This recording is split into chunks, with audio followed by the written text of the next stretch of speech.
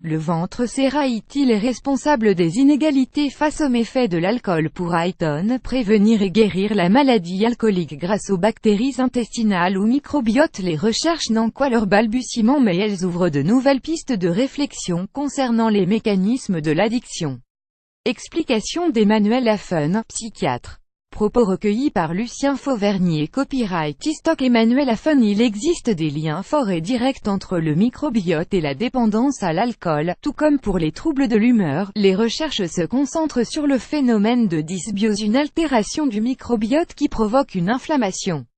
Il est aujourd'hui démontré qu'une consommation chronique d'alcool provoque une dégradation de notre flore intestinale, car l'alcool est un facteur de stress de la barrière digestive. Mais en plus d'être à l'origine d'une inflammation, la dysbiose va également rendre notre barrière intestinale plus perméable. Cela va permettre à des bactéries indésirables de se retrouver dans notre circulation sanguine mais aussi au niveau cérébral. Emmanuel Affen. Établir un lien direct entre dysbiose et dépendance est aujourd'hui très délicat.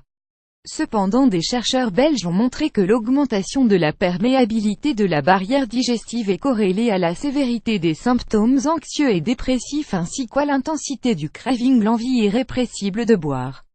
L'altération du microbiote pourrait donc augmenter le phénomène de dépendance. Mais plus largement, ces recherches ouvrent tout un champ de réflexion et d'études sur les dommages induits par une consommation excessive d'alcool, notamment au niveau cérébral.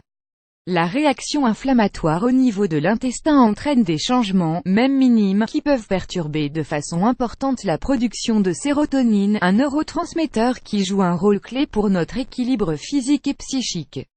En parallèle, l'inflammation va activer la synthèse de produits neurotoxiques qui vont endommager notre cerveau ou perturber le fonctionnement normal.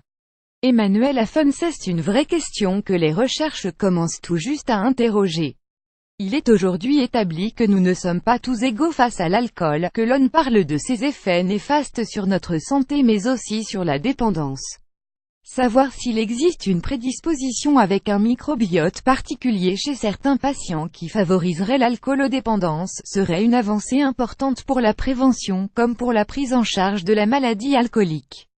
Mais attention, car même si nous parvenions à vérifier cette hypothèse, le microbiote ne sera jamais l'unique raison à prendre en compte. L'explication sera toujours multifactorielle: environnementale, consommation précoce, conditions de vie, et génétique. Plusieurs gènes favorisant l'alcoolodépendance ont été identifiés.